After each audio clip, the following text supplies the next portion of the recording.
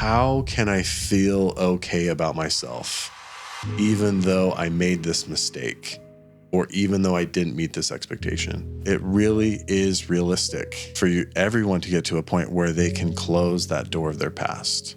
And so that it frees you up to be able to just focus on really being still and present, and then future purpose and fulfillment, and being intentional about making a difference.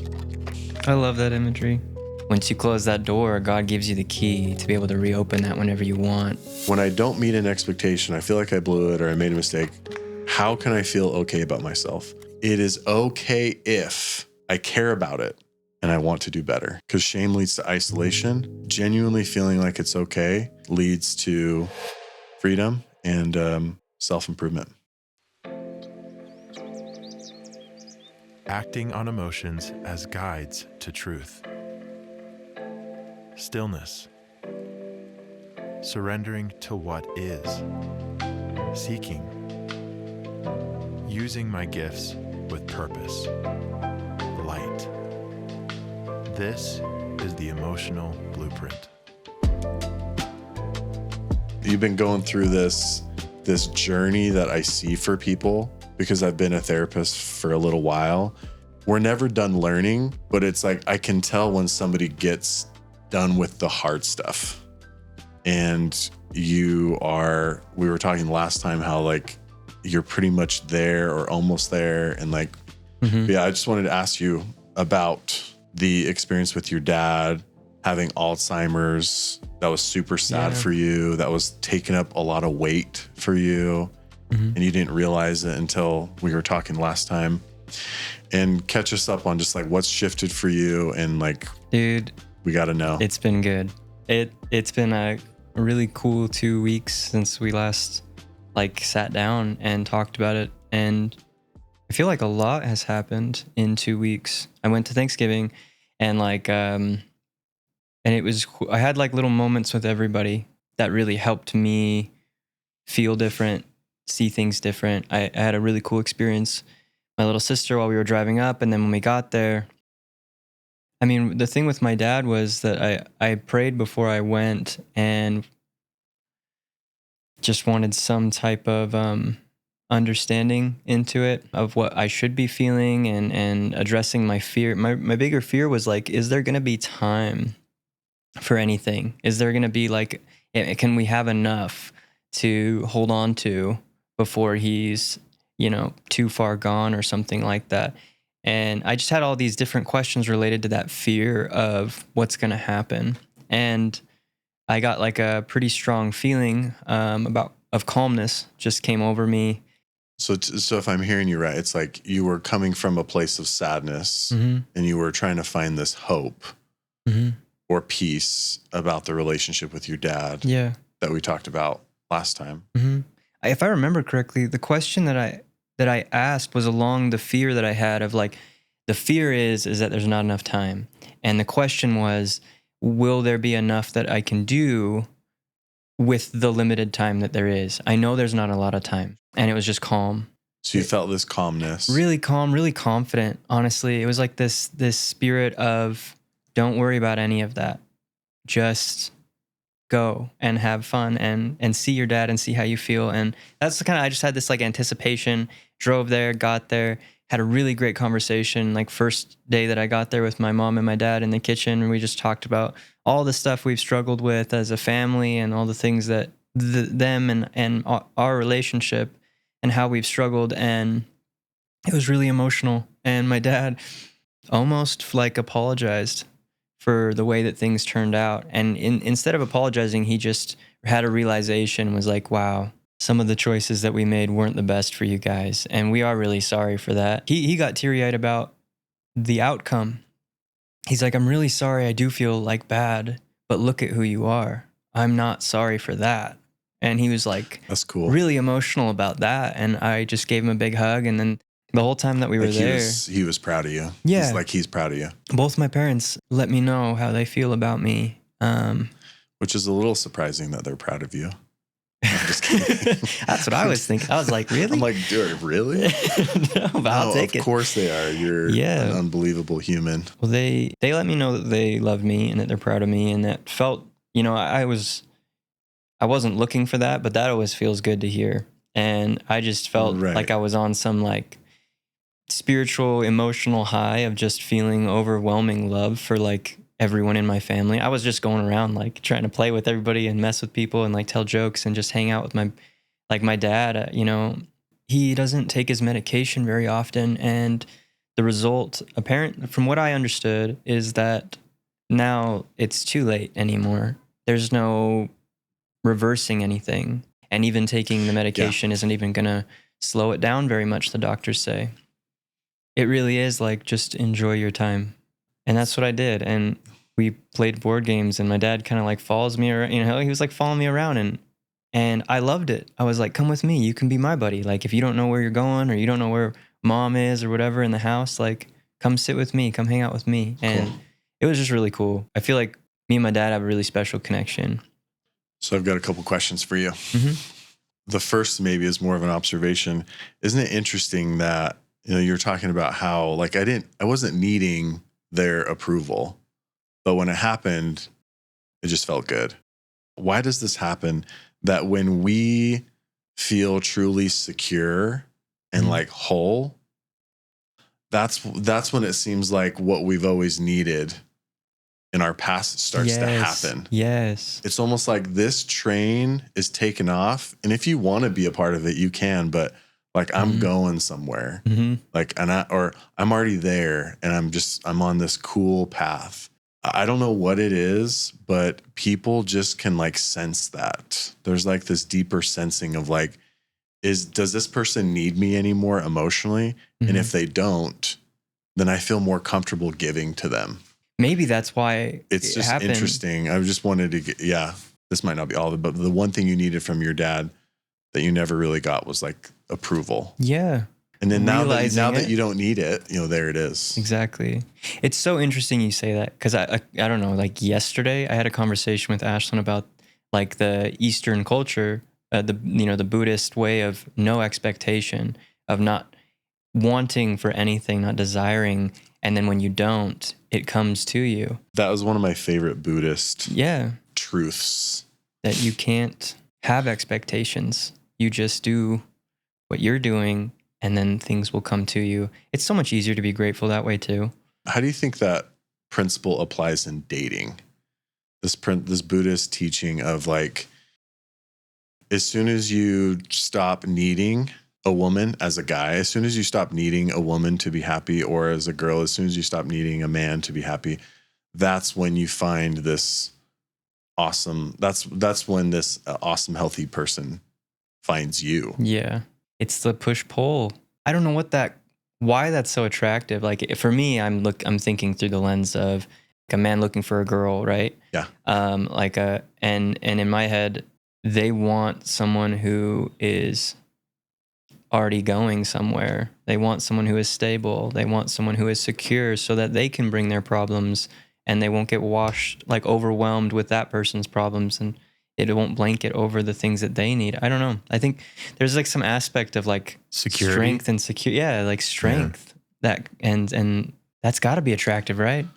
Well, in the studies they've done on like what are the most important things that like women look for in a guy, number one is not physical attraction. Like for most guys, it's like that's one of the first things that's like important to them. But it's like security and personality, and like all the things that really matter. Yeah, exactly. Are like at the top.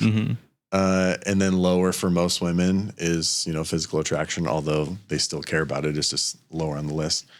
But it's interesting because women seem to have this sixth sense on like, does this guy need me to be happy?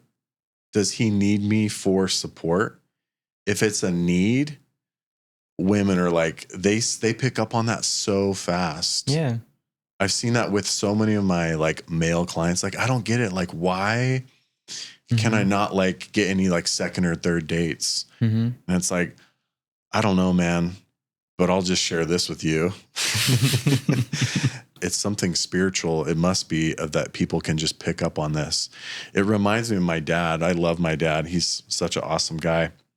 But as soon as I stopped not needing his approval, dude, he was like a doting, almost too much sometimes. I'm like, Dad, like, cool, thanks. Like, thanks, Dad. Like, that's really nice of you. But it's just fascinating. So in dating as a man, it's like, this isn't the answer that most men want to hear. What is perhaps the best thing that you could do to find a really secure and awesome woman?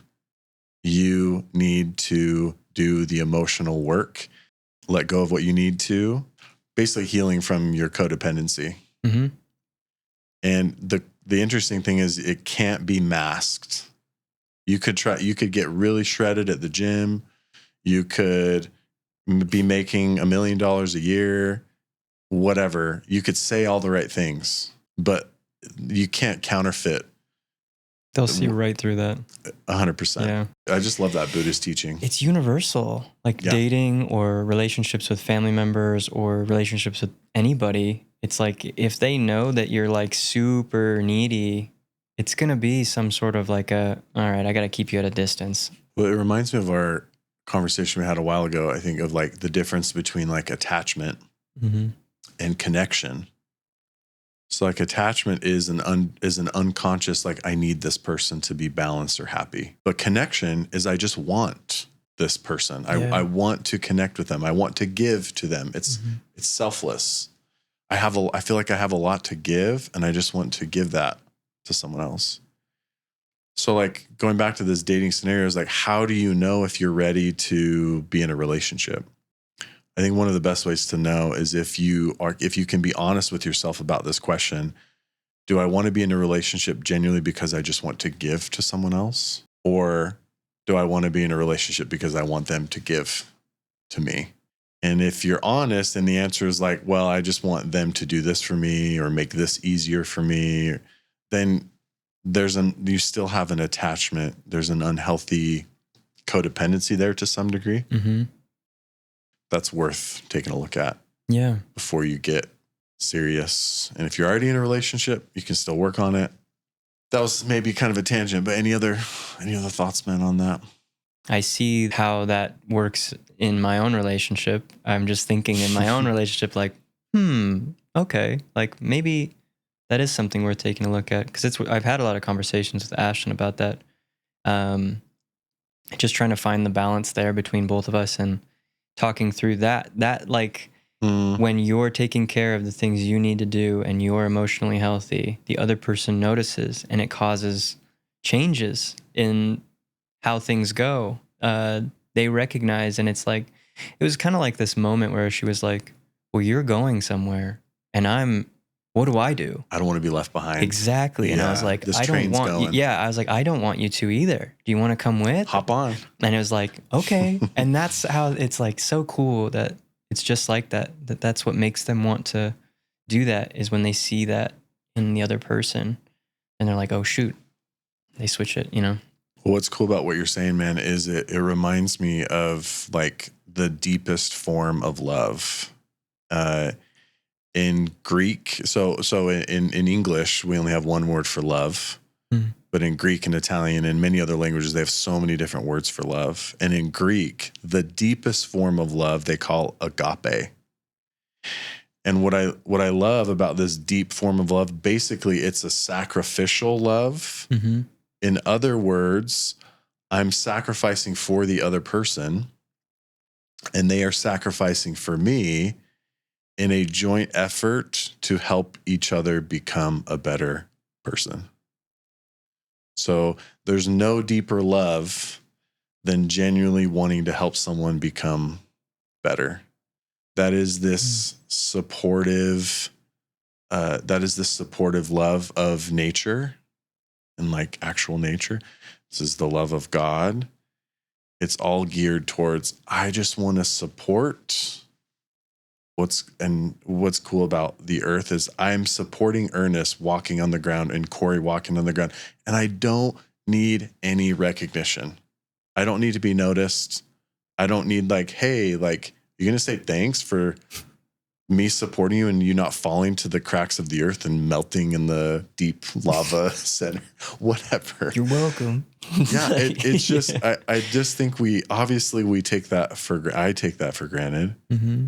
It's a selfless love. We have to feel that first from God or nature to allow us to give that to people. So, well, I think that's what's happening for me. for sure, that's what's happening for you. So, I want to go back to your story and ask you one other question. Sure. This one is actually a question, not an observation. So, we were talking last time about how they're like this hole of sadness that was there, this weight or this hole we were talking about last time, and how you need to fill that with hope. So, what you did is you took some time and you asked the question in prayer. For you, is prayer. For some people, it might be in nature, other avenues. But you asked it in prayer, and you basically asked, what was the question you asked again? If there's not a lot of time left, will there be enough? Can I get enough done, or can there be enough time for us to make something still? Perfect. And then what happened for you afterwards is you felt just some calmness. Mm-hmm. It wasn't anything crazy powerful. It was a subtle feeling of calmness. A lot of people, I believe, have similar experiences as you, but that's not enough for them to feel okay or better about the situation. My question is how was this subtle feeling of calmness that was on a scale of 1 to 10, maybe it was like a 2 or 3. Mm-hmm. Yeah. How was this enough for you to be able to feel totally okay about the situation with your losing your dad? I trust God a lot. And I wanted to act on the feelings that I got so I could confirm them in a different way to myself. So that's how it worked for me. That's how I usually go about it is, who am I to know more than you? I trust that. I will try and continue to trust that. And I'm going to go and do something to feel that more. I'm going to honor the experience. I think this is part of what you mean, and tell me if it's not, but this recognition that these positive emotions, like feeling calmness or peace or just feeling good, that these, even if they're subtle, they mean business. They mean something. Mm-hmm. We cannot manufacture these positive feelings on our own. Okay, so what is the value of positive emotions? Well, when they arrive on the scene, especially when we're seeking, even if it's subtle, when they arrive on the scene, it means it is written. The Middle Eastern word for that is like maktub. It is written. It actually means that things are going to be okay. That's a good point. I guess the second thing wasn't really to prove that was right, like prove that calmness was right, but it was like to trust it. Trust that and go into that next thing that you're going to do with them with that trust. And that's why I had that overwhelming love. Like joy. Crazy amount. Like I literally texted my sister after and was like, I don't know what happened. It was the same. We watched the same movies. We did the same board games as last year, but I felt it this time. I felt the love for everybody. Because you were not needing or desiring something from them. I didn't expect anything this time. Putting this all together, it's really powerful, because if you didn't become as aware as you were last time that you needed hope, and if you didn't find that or seek that before you went to your parents, unconsciously what happens for us is we start to seek that hope from your dad in this case, or from other people. And other people can't give us a deep hope. Mm-mm. And they might even disappoint you or something. They can be an avenue for it, perhaps. Like someone can say something and we can feel that peace from what they're saying. And then we can, I don't want to discount that because that's very real.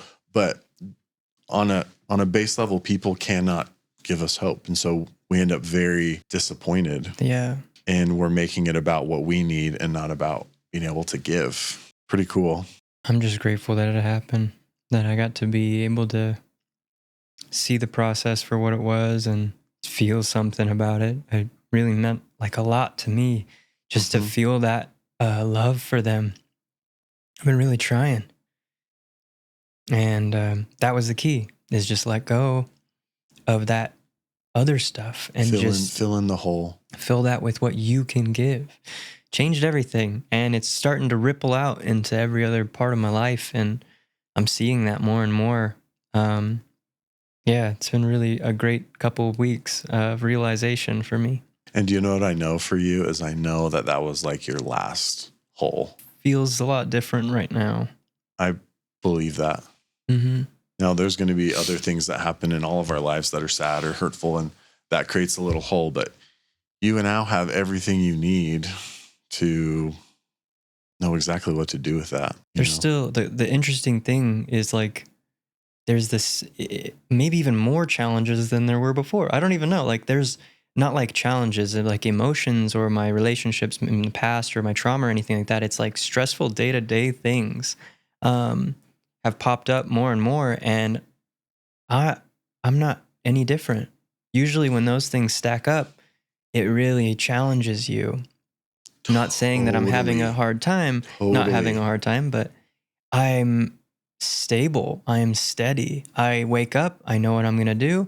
I know what the stresses are going to be. I know how to attack them, and I do something for it. Like I do something to affect that, and I can feel a difference. Like, I don't know how to explain that. I just have more power in what I'm doing. There's this awesome African proverb, and it says, when there is no enemy within, the enemy outside of us can do us no harm. When there is no enemy within, the enemy outside of us can do us no harm. What does that mean? It means what you're saying. Yeah. It means that the enemy within is two things. It's unresolved pain, and then it's thoughts or beliefs that we might be holding on to. Mm-hmm. So for you, you have kind of completed. I'm going to give you a little trophy I have. A little. I should actually get you one. It's okay. I'll take it, but no, but I honestly am so proud of you, man. Thank you. It's so cool because what was I saying? Oh, you honestly have completed this journey that most people some people don't ever get to their whole life, of you fully letting go of all the major bruises or rocks in your back. Like those are all out. And so there's no enemy within as far as the unresolved pain for you at this point anymore. Yeah. Now it's just now it's just thoughts, so managing our thoughts and organizing, making sure we're everything, putting those where they need to go. And so I couldn't be happier for you, man. We'll celebrate after this. We will. Yeah. Okay. Yeah. I'm really happy how it's affected my life personally. And I'm really, really grateful how it's affected the lives of the people around me, my girlfriend and her family.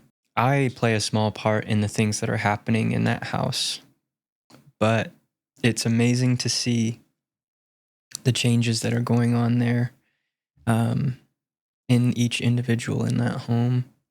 And I know that it's a ripple effect of things that Ashlyn is seeing from me and doing for herself, and then sharing with others and seeing how that the ripple effect of your decisions to heal go beyond yourself.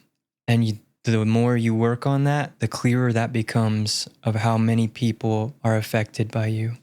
So it's so cool you saying that, because you're talking about the natural next phase. We talked about this journey, which is the whole purpose of this podcast. This, like, we could call it the healing journey or whatever you want to call it.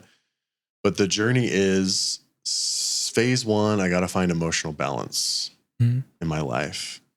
Phase 2, I have to heal and let go of the deeper stuff. And this hole that was there with your dad, that was, from what we know, that was like the last thing. But now what's cool, you really get it. What's the natural phase is like the last phase of our life, hopefully for the rest of our life, is purpose and fulfillment. You're talking about this natural, what happens naturally for us as human beings is when I am able to get out of the hole and be on level ground. The sun's out. I naturally I naturally just want to go explore and like find people and like tell them. And I run around and I see people in their hole, and I want to share with them how I got out of mine. Yeah. You want to shout down in there and say, what's up? This is how you do it. Yeah. And this is the emotional blueprint. Generally speaking, the same thing that works for you and your story, it works for everybody. We don't want to be naive and think that our story is the same as everybody. It's not. But the general truths of how you were able to heal and let go, it works if you're Black or you're white or you're Asian or whatever. It works for every. It's universal.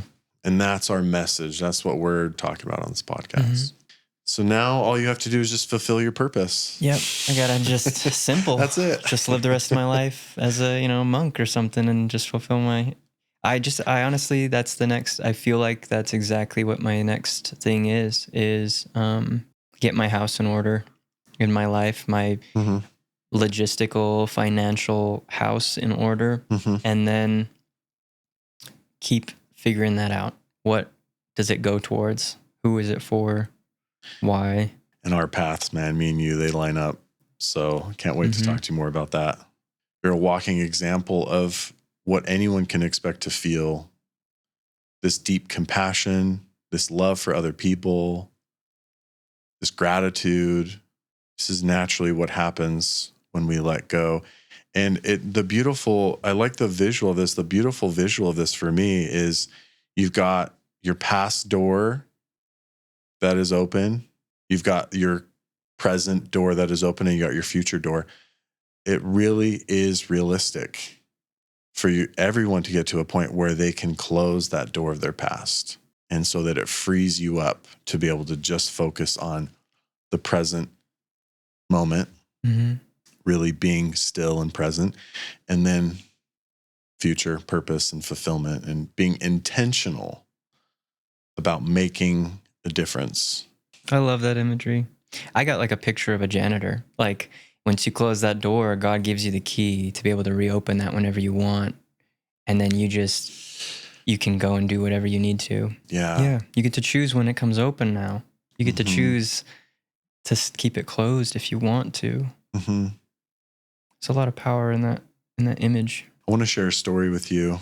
And then I want to talk about purpose and fulfillment as we go forward. So this is a sacred story for me. I've been feeling this nudge over the last few months that in order for me to fulfill my purpose, I need to remember the stories that I've heard from being a therapist for the last 10 years. And I need to remember my own story. And I need to remember my beautiful friends like you and what you guys are going through and learning from you. It's just remembering.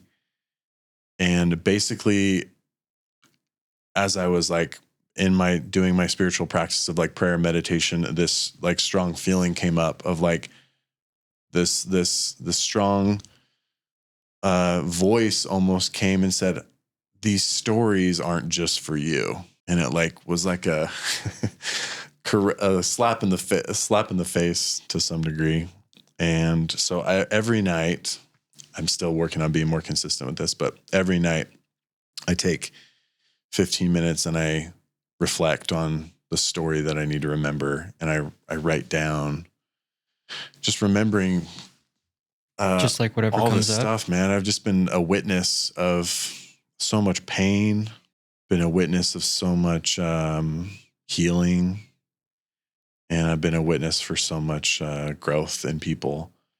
And it's just couldn't be more grateful. It's literally changed my life in the last 10 years.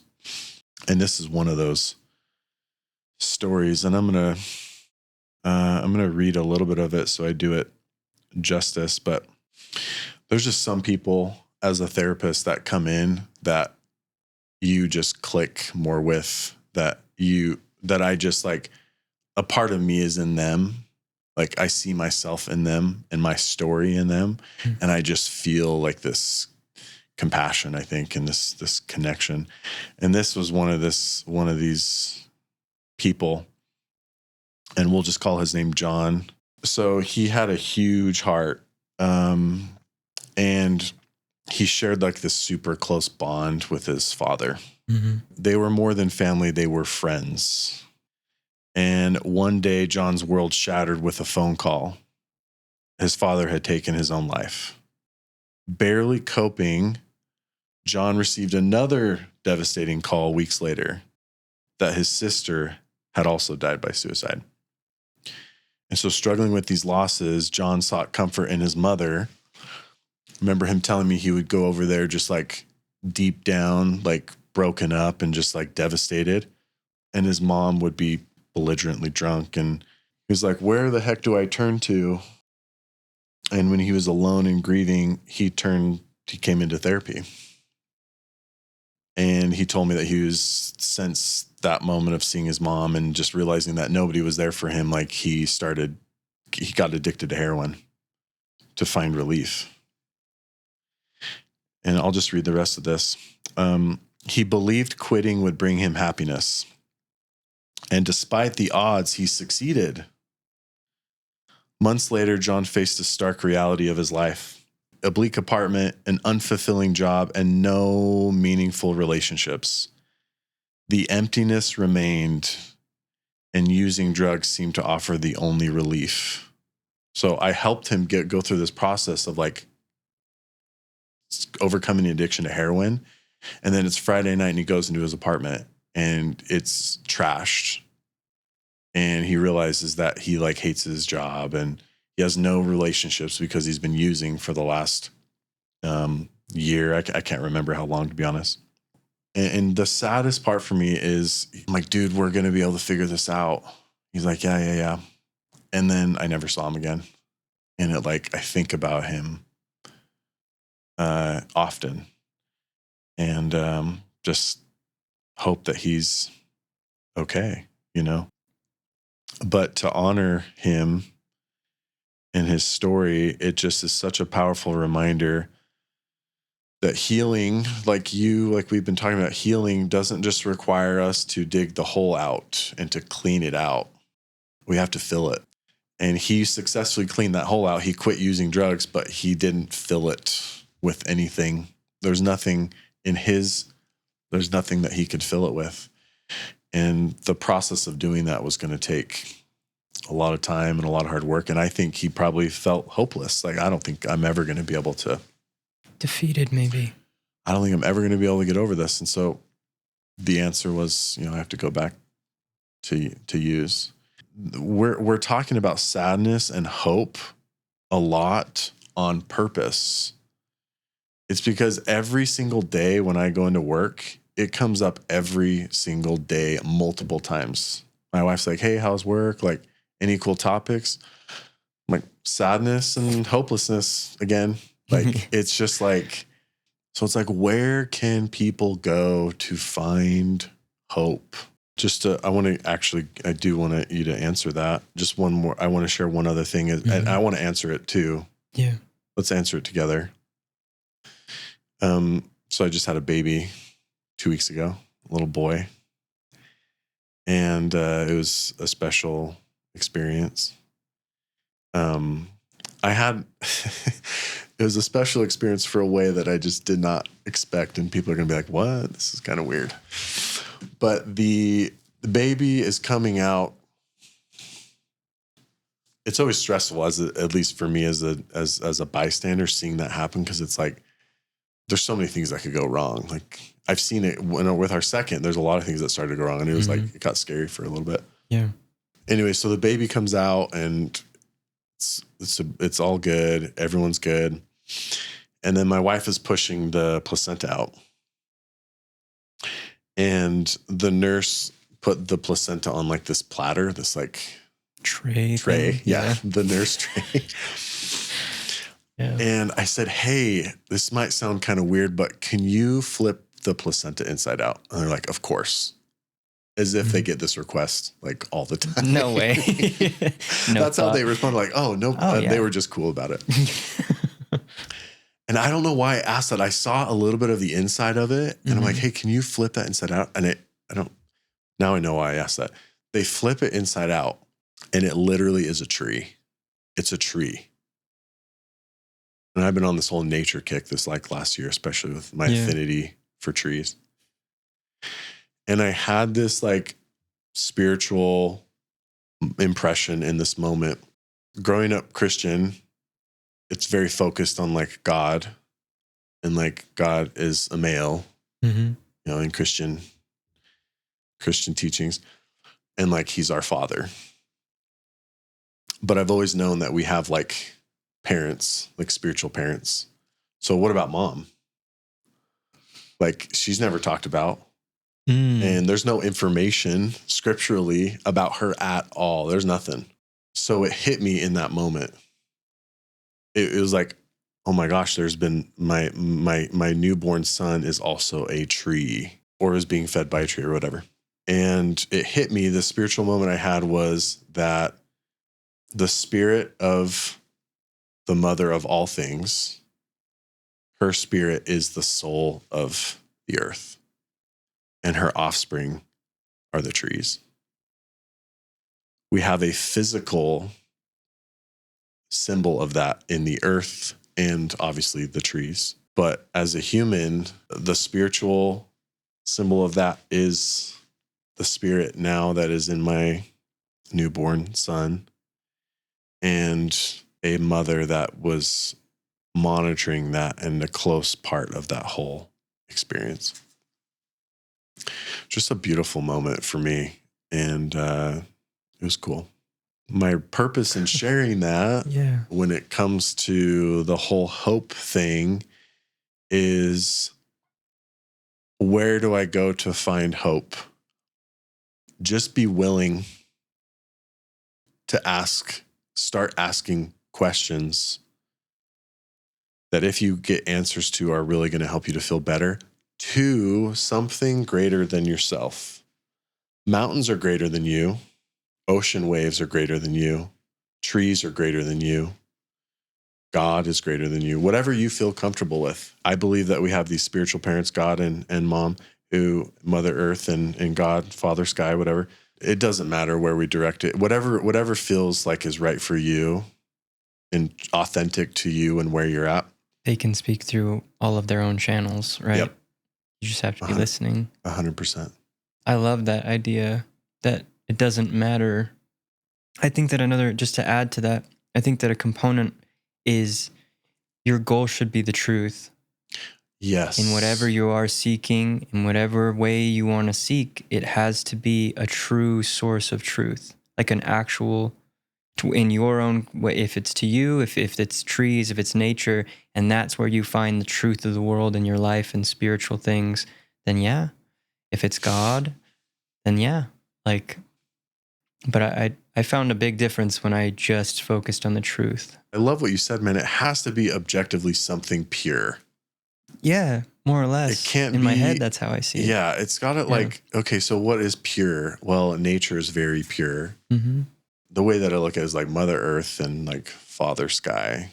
Those are great, great places to start. You choose one of those that feels cozy to you, and you start all the things that we talked about.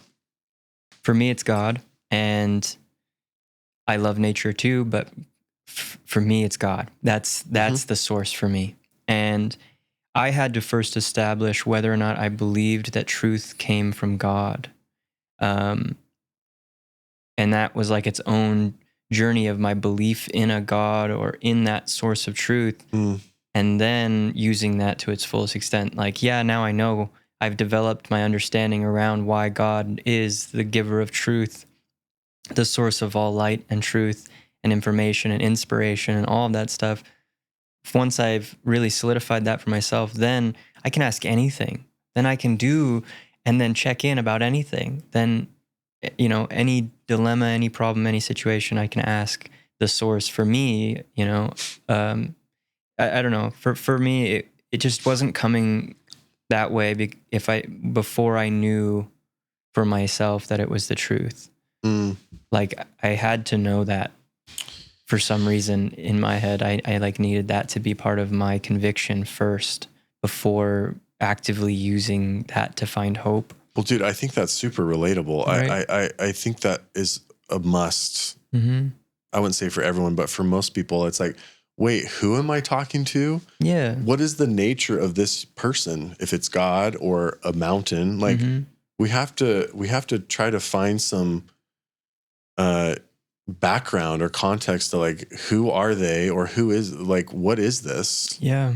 So that we can put our trust in that what we're getting back from them is actually like good. Because what happens when you don't know the nature of the person that you are, or the thing, or nature, or if you don't know the nature of that thing, the context, So we're not going to accept gifts from a giver that we don't know. you won't even recognize. We won't even open up the gift. No. Like someone just randomly dropped off this like dark, this black and white present.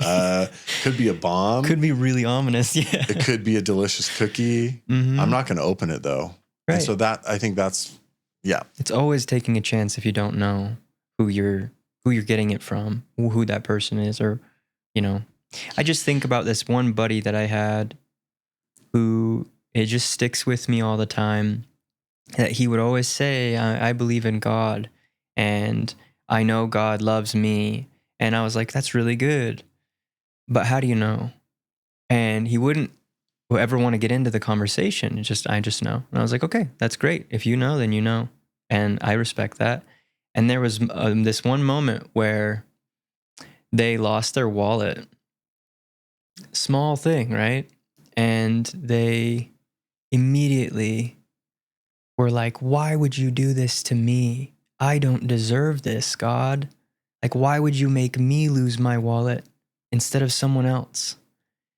And in my heart, I was like, do you know who he is?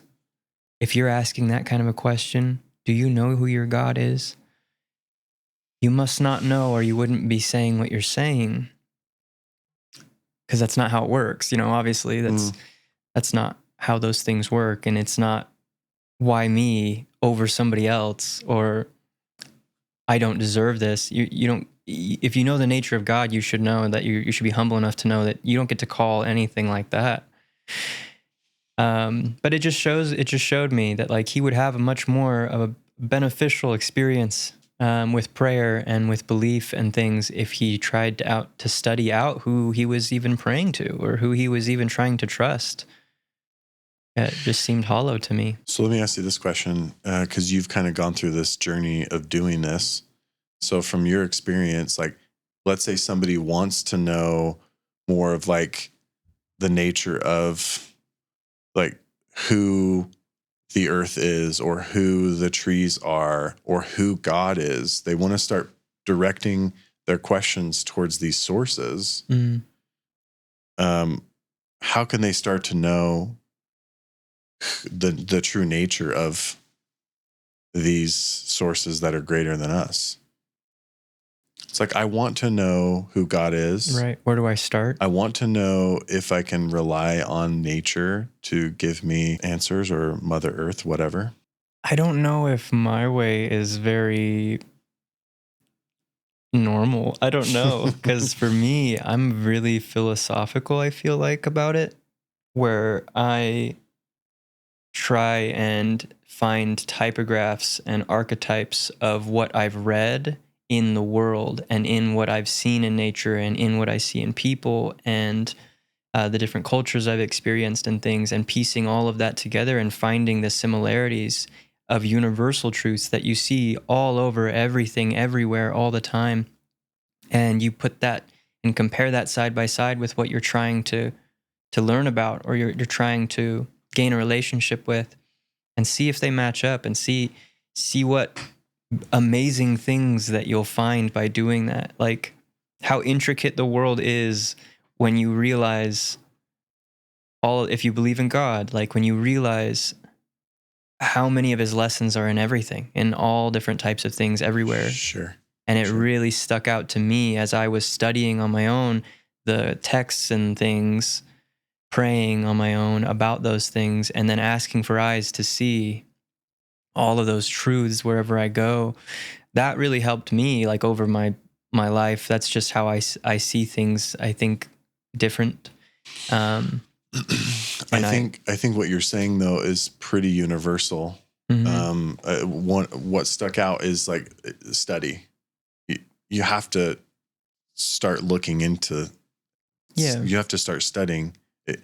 When the student is ready, the teacher will appear.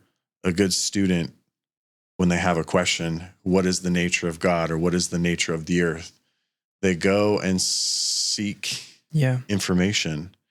And from my personal experience, it's like doing that combined with a kind of like a what do I want this person to be like? What do I want? Like, let's say for example, it's God. I want God to be real.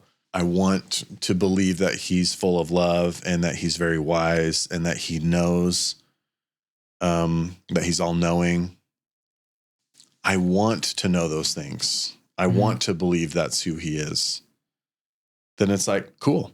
Like you said, then start putting that to the test. Like, then start directing your questions. One of the things psychologically and spiritually that is really the crux of finding hope and developing spiritually, you have to believe that positive emotions really are an indicator of truth, or that something is right for you. That if I pray and ask God, is he real or is he there? And then I feel this peace afterwards, that actually is an answer. If you're not open to that positive emotions actually mean that, you're going to get nowhere. If you don't believe that, try believing that and just be willing to believe that and start to see what happens. I promise you that we can't manufacture these. Yeah. I promise that they're in line with every other emotion. Every emotion is our body or spirit trying to tell us something that we need or confirm something to us. What happens if someone is potentially receiving those positive things, but they don't believe they are? Does it just go right over their head? Well, like your experience, sometimes they can be subtle, and it's a decision to go all in on positive emotions, basically. I mean, what do you have to lose? I guess you could be I guess the worst case scenario, you could be disappointed. You could be, I don't know. Maybe disappointed is one of the only, like, it's one of the only things, right? Yeah. It's like you have so much. What if these actually, I know for me, it's just one of those things you can go off of what other people say. You have to start experiencing it though for yourself. Yeah. Most people, if they really think about their life, and if we were to ask them like, hey, think of a time where you were really worried about something and really upset about something, and you just felt like a peace, or you felt the calmness, like, and it helped you. Like, what is that? My belief, from what I have seen from hundreds and hundreds of people, is that nature or God has given every single person at some points in their life, has given them these gifts of feeling peace or feeling love or feeling good, just objective, positive, so that they can start to, if they remember or they really think about it, they can recognize like, oh, this means that something was good for me. Anyone can get in touch with that if they want to, I believe. But if you really can't think of anything and you're trying super hard, then you have to start creating some more moments like that for yourself. Get active about it. I love what you said a couple sessions ago, man. It's like, how did you get out of this? Dude, I remember you were like, I don't know if depressed is the right word. You were kind of depressed though. And you like couldn't get out of bed. Yeah. And you're like, just started moving. 3, 2, 1. I just started moving, and I started, And dude, wow. Like, how long ago was that? 4 years ago? Yeah. Almost 5 now, I think. Or no, 4. A little over 4. Your life has completely changed. And now is the time to give you this trophy that we have for you today. Pin the medal. It's so cool that we're talking about all this. I'm so surprised how we naturally come to these conversations in the podcast, and how often I'm already talking about this exact same thing through the week. Because me and Ashlyn have a lot of deep conversations, and this is one of the biggest ones. A reoccurring conversation on how to find hope, how to keep refinding hope, how to recognize when you've lost hope, how to change the feeling, and some of the biggest, these words are like key words that are becoming mantras, is like hope is one of them, looking for hope, truth, and looking for the truth so you can have that hope. A little bit of faith goes a long way, a little bit of belief that it can happen to get things going, and pure, unrelenting action. Just get up and do something. Count from 3 and go at 0. And if you're finding yourself pacing the room, then at least you're moving somewhere. Then find something else, and just seeing the building blocks of that in my relationship with her and individually with myself, and seeing it in her life. It's just, these things really matter. Like, they really, really matter, and they're really true. Like, this stuff actually works. Okay, so I heard this story. So this is a story from the Bible. So again, if you believe it's literal, cool. If you want to view it more as a symbol, cool. So there's this woman that lives in this town in the mountains, and her and everyone in this town, it's a very poor city. And this woman's husband dies. And back in that day, if you're a woman and your husband dies, it was very common for people to believe that it's because God was punishing you in some way. And also during that time, because she's very poor, if you don't have a husband, then the financial responsibility of taking care of you goes to your son, your firstborn son. And then her firstborn son dies. This man, Jesus, took the grueling uphill journey, likely traveling through the night, to intercept the funeral procession at just the right moment. As the lifeless body of her son was carried out, Jesus was there. Seeing the woman's tear-streaked face, he walked up to her, filled with compassion, and he said, "Weep not." He then proceeded towards the dead son and said, "Young man, I say unto you, arise." To the astonishment of all, the dead man sat up and spoke. Jesus restored him to his mother, transforming her despair into overwhelming joy. The crowd glorified God, declaring, "A great prophet has risen up among us." I just love this story because this woman was completely hopeless. Like, it wasn't just that her son died. She was at the end of her financial rope, and about to face all this social judgment of God definitely must be punishing her. And she sought some hope. And this was the result. Her son was raised from the dead. So it's a dramatic story, but it just is such a beautiful story, I think, that talks about this scripture in the Bible that says, kind of sums up what we're talking about. Behold, I stand at the door and knock. If any man hear my voice and open the door, I will come into him. Such a cool promise. Hope is on the other side of the door. And if we're willing to hear and open the door, then it will happen. So, just a cool. What a beautiful story, though. It's one of my favorite ones. I didn't know any of that about the distance and the time of night or the time of day that he arrived. That's really interesting.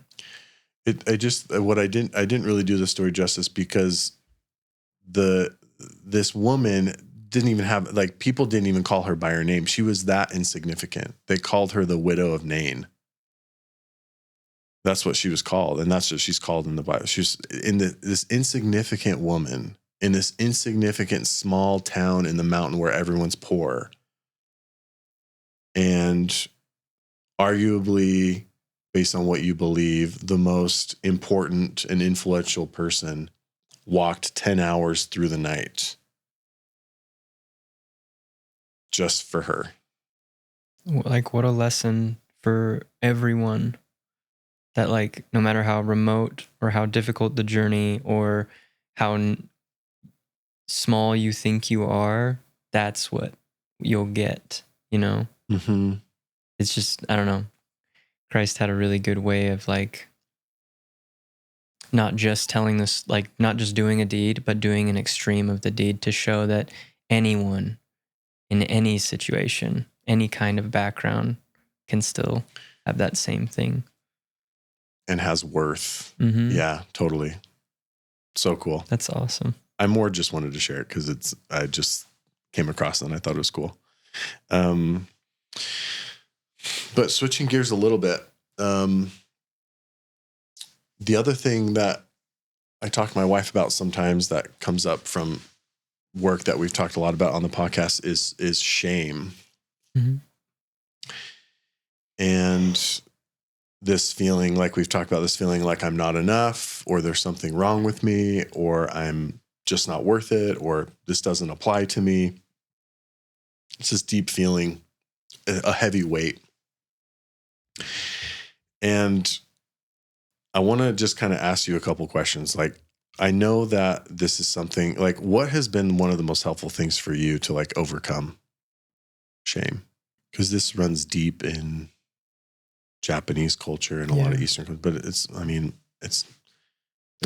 runs deep in every culture, to be honest. That it's so shame, right? What I've done or what I'm doing is not in line with who I am. That's going to be guilt. So this is my identity. So that's a good question. So guilt is I did something bad. Mm-hmm. Shame is I'm a bad person for these things. Because of what I did. Yeah. I forgot to put the turkey in on Thanksgiving, and I ruined Thanksgiving for everybody. Like, I'm such a bad host. Mm-hmm. Shame. Mm-hmm. Okay, so shame is a belief, a negative belief about ourselves that we hold on to, that I'm deeply flawed, that I'm not good enough. It's basically like a not enoughness. Is probably a feeling of, like, not enoughness is maybe one of the best ways to say it. What has helped you to overcome that to some degree? I feel like there's a few things that have helped me. Like, I've been able to prove to myself certain things, like by action I can prove, but that's not always the best, most solid way. And so I guess, like, I look for sources that I trust to give me that. In, like, sometimes I can't see correctly. And so I'll ask someone that I know sees better than me what they see. And then I try and understand how and why they see me that way, or that specific thing about me.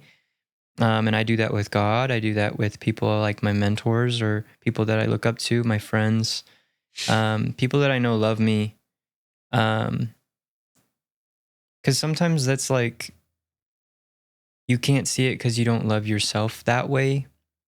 In that moment, right? From the situation. Yeah. And so sometimes you need that other person's better version of love for you that in that moment to show you what you're missing in as far as what you're seeing and stuff. That's probably one of the quickest ways to overcome it is if you have like this community, the people that love you and that are seeing you for who you are, like running something past them, that helps a ton. The sad thing is most people that struggle with shame, when we feel shame, when I feel like I'm not enough and I've blown it, shame leads to isolation. So when we start to feel shame more in our life, we start to isolate more from other people, which means we don't usually have a community or have these awesome people that can like tell us the truth. Yeah. And I see this a lot at my job.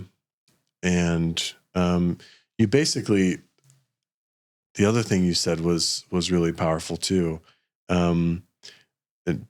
We should talk a little bit more about how can someone individually start to work through this and overcome this when they don't have a good friend to talk to. To simplify it without getting into some intellectual breakdown of all these steps, which there can be many steps, is basically the goal with shame is like, how can I feel okay about myself, even though I made this mistake or even though I didn't meet this expectation? So, what's interesting about the story, the Adam and Eve story, the origin of man, according to the Bible, again, symbolism if you want to view it that, or actual if you want to view it that, is the very first thing that happened, the very first emotion, the very first negative emotion felt by man was shame.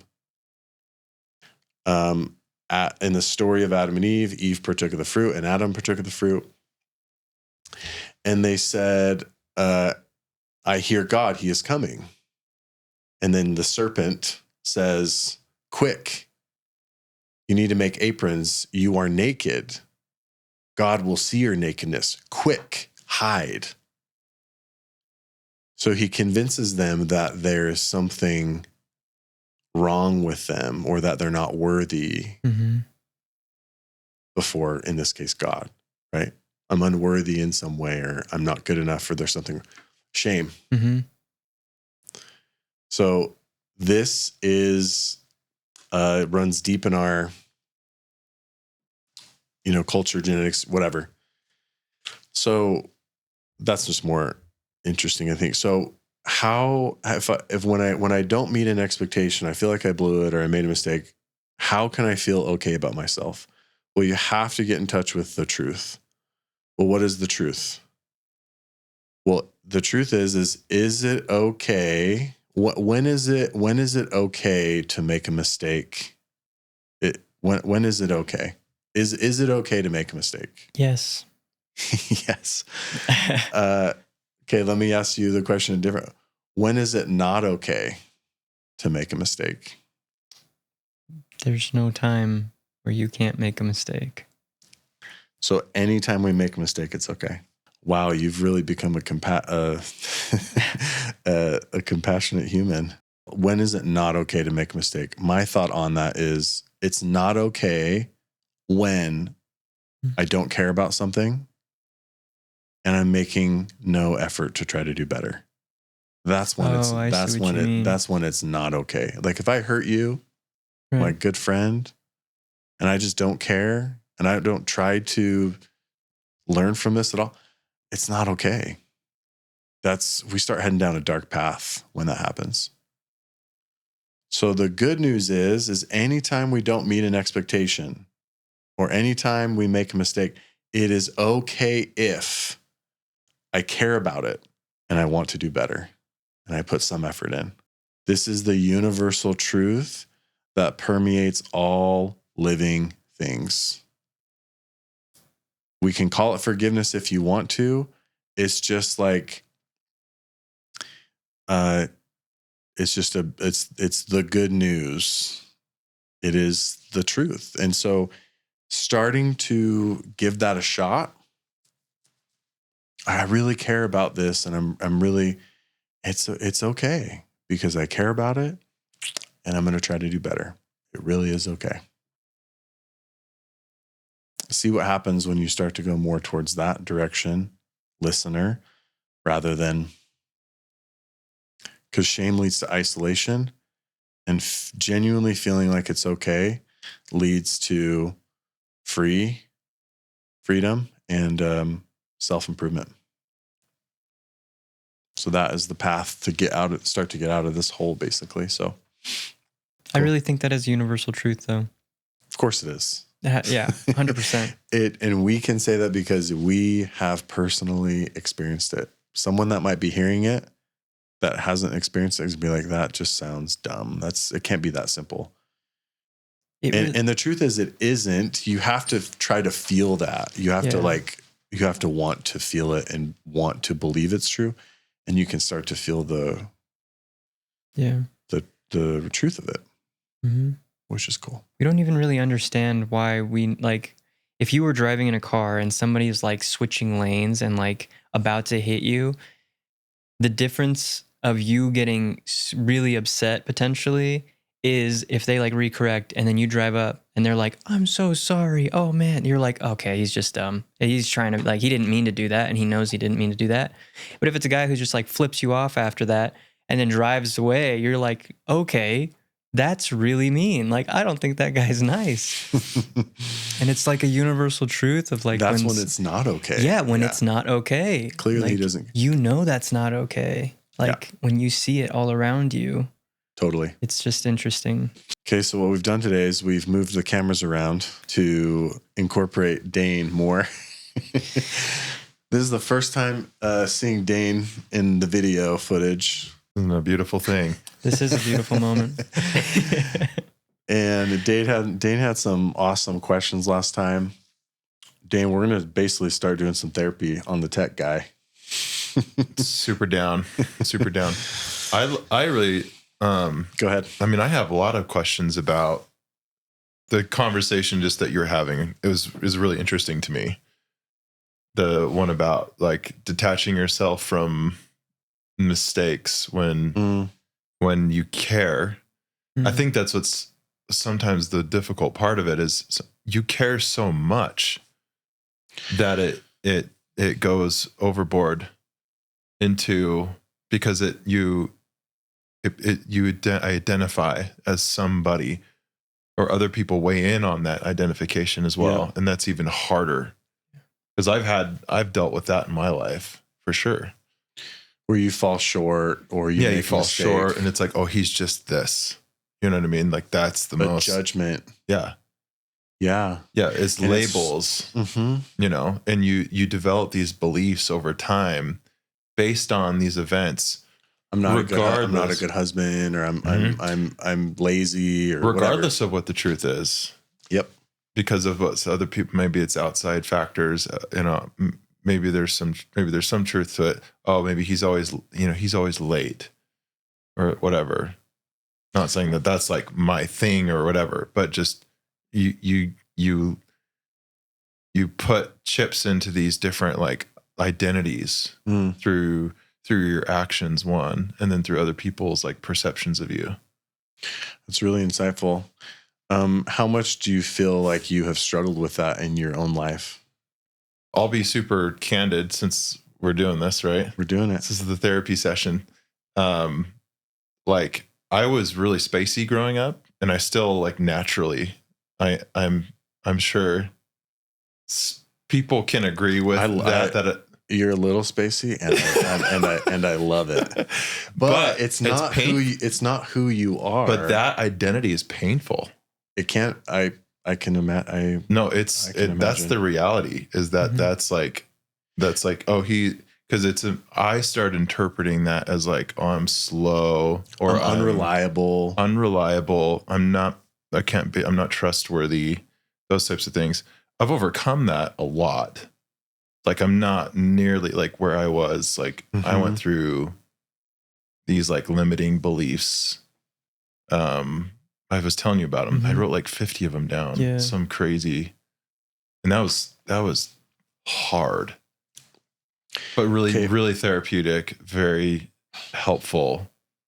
You know, good for you, man. Wasn't necessarily a magic wand, but it was like, okay, I'm starting to face these things and try to look at them from from like a perspective of like truth.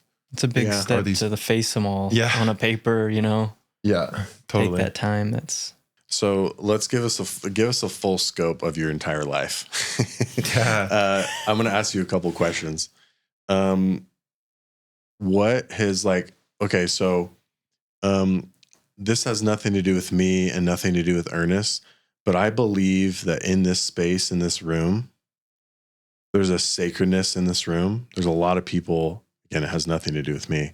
There's a lot of people that have come in here in this room that we're in that have been very hopeless, a lot of shame, and a lot of healing, and a lot of cool things have happened in this room. So anyways, my point in saying that is that I believe that in this room, if you voice a couple things that you really would like to see change in your life or get better in your life, I believe it's going to happen, and it's going to unfold on this podcast if you want it to, if you're cool with that. If I'm open to it. If you're open to it. Yeah, totally. Okay. 100%. So the first question is, what is the top one or two things in your life that you would really like to see change or get better? Oh man, that's such a good question. And let me say this, don't put any limitations on it. If it's something that's been there your whole life, if it's something that, like you mentioned, the spacey thing, anything that seems like this is a part of who I am, or this is how things have always been. I want you to try to just anything that you want to change. I want you to try to be open to that it's possible. So what's one or two big things that not big things, but just things that you really want to see change for you in your life? Well, one is that, for sure, like the reliability, trustworthy, I'm sure people trust me. I mean, my wife trusts me with her life. That's why she decided to marry me. Certain people. Anyway, that's like a limiting belief, that I'm not trustworthy. Maybe you have missed one too many meetings in the past. There's just been events over the course of my whole life that are just reinforced that. Reinforce that belief. Okay, so that's one good one. So that kind of goes along with you were talking about being spacey and unreliable. That kind of maybe you could package that in one. So what's hard about that is, and I say this with love and as one of your good friends, is you are a little spacey. No, So we're not trying to say that isn't true, but there's going to be a reason. Yeah. Why? Well, can I also say that I've grown an incredible amount with accepting who I am, and not that I don't have a desire to change, right? It's if you don't have an arm, if you're missing an arm, you're going to adapt your life around that, right? You're going to create is the camera on me? Yeah.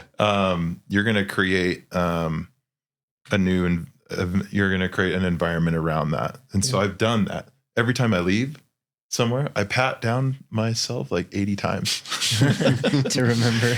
And I'm okay with that. And so, but it's I have to be careful and not identify, not feel the shame.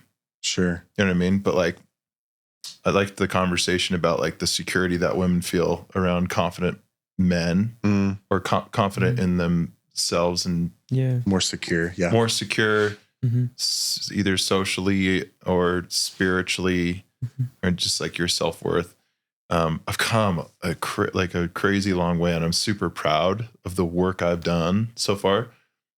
And I think I've done some therapy, even though it's not I've never done therapy officially with a therapist, but I believe I've had many therapy sessions that were life-changing for sure, that weren't official sitting down in front of a professional licensed therapist type thing, or at least have had enough conversations with people that have gone through therapy to be self-aware of the potential damage you can do to yourself if you're not careful. So this spaciness, this unreliability, this whatever we want to call it, you would like this to change. You I would like that perception of me to go away entirely. Okay, so let me say this. Not only the perception of that has almost kind of gone away. Like I am as your good friend. That is something that can actually totally change. Yeah, no, I believe that. Totally change. Yeah, I believe cool. that. So that's going to be cool to get to the root of that and kind of bring that to light, right? And have there be a path. Like, oh, that's kind of cool. Well, it's the idea of hope, right? It's like, is it worth? Like, we shouldn't have the conversation. It's like, why continue the conversation if he doesn't even believe it? And I do believe that. Okay, what's anything else, man, that comes? So that's a really good one. What's something else that you would really like to see? Honestly, that I'm capable of like succeeding. Like, it's this belief that I'm not. I chose a really, really difficult industry to break into. Music. Yeah, like one of the hardest and arguably one of the hardest industries to break into. And I'm doing it and I'm providing and it's great. But I have all these friends that are super successful, like really, and that can be hard. It's just comparing yourself, to, it's this idea of I should be further along than I am financially, that kind of stuff. So that's hard on a man's confidence, For sure. You know what I mean? But let me be clear. I've been really good though about that has taken a pretty far backseat. Mm-hmm. But I think that the core of it is like a belief that like I can be successful, right? Like, cool. in whatever it is I do. Even if I decided to switch and do sales again, which like naturally is not a sales person, but I've done that. Like you and I met doing Apex a lot. Yeah. Corey and I met on the sales floor and I did it out of necessity. And I'll always do things out of necessity, but it's not like natural. Like you are, I've surrounded myself like with close friends who are very, very good and very persuasive. And I don't have that like natural persuasive like bone in my body. Yeah. And there's a level of confidence that comes with that helps you to go and just get it done. And it provides a drive and maybe there's a bit of a competition. I know I'm kind of going all over the place. Like I'm not naturally competitive unless it's like, hey, produce the track better than this guy. Yeah. In which I'll do that. And I'll, anyway. I don't want to discount anything that you're saying, but maybe we can even maybe lump this in one bigger thing is like, I just want to feel more confident as a human being. I just want to feel like I want to be more successful. I want to feel like some of these deeper flaws I have that though they're getting better or whatever. I just generally just want to feel more confident in who I am. Yeah, that's a perfect assessment, I think. Okay. That's a fair assessment. Okay. I could be wrong. There could be stuff that's hiding that's deeper, but on the surface so far, that's what I'll go with. Let's talk about this for a second. We can start introducing some of this as we talk more. So what's powerful about self-worth is one of the things I can tell you've made progress with is how you think about yourself. Right. And how you view yourself. Yeah. And that's really great. That's, I don't know, 50% of it. The other 50% of it is what's not seen, which is if there's patterns in my life, if there's flaws or patterns in my life that have seemed to always been there, they're almost always connected to some emotional, deeper roots that, you talk about like this drive or success or the being a little spacey or unreliable or whatever. These are going to be connected to something deeper, more specifically, some things emotionally that we're going to bring to light that are going to make sense, that if you let go of, the only thing you'll have to do is just the mental thing. And you've already gotten so good at that. Right. So it's like unlocking you and who you really are, and not how you've acted or not how you've been, but who you really are. The acting is something I've learned to do really well. Like, and I don't know if this comes as a part of just being in like an artiste, like a musician, someone who's like, you know, someone's really an artiste when they don't say artist, they say artistes. Sorry, go ahead. I actually got that from my mission president. He called me an artiste on my mission. Isn't that funny? Anyway. Yeah, I feel like a lot of my life has been like just trying to, a lot of it is socially, just feeling like out of place. Like, but it's a learned skill, like socially, it's a learned skill to be able to like go into a room, interact with people, introduce myself, look them in the eye. You know what I mean? Like but it's not natural. Like I'm very naturally like aloof. You know what I mean? And I'm like okay with that. Well, you've become okay with it. Yeah. Which is impressive. Which has served me quite well as a father, because I can just hang with my family, not party, not do anything. I'm like totally fine with that. In fact, I'm happiest in that. Just like space. I have my people and that's all I need. I don't need to go out and be with people. I don't need to like, I love hanging with Corey and I love when he invites me out to the park, but how many times do I initiate that? Like Corey's like an initiator, but like I am anyway, but I actually want to be more of an, I think that's another thing too. Sorry, I'm all over the place right now. No, that's like, good, man. I want to be a self-starter, because that goes into different aspects of your life. And the people that are really successful are self-starters. And so I know, as trivial as it might sound, to like invite someone out to the park and have it be your idea and you plan it and you bring the stuff and like make it enjoyable for people. I think it's a really important, I think it's an important trait for people that want to maybe just achieve more. I don't know. Yeah. So you're talking about like, that goes right in line with you wanting to be more successful and whatever that looks like. Yeah. But so it's interesting because to be a self-starter, it requires confidence and it requires focus. Totally. Focus, dude. I could talk about focus for hours. So I think those are the two big things, focus and confidence.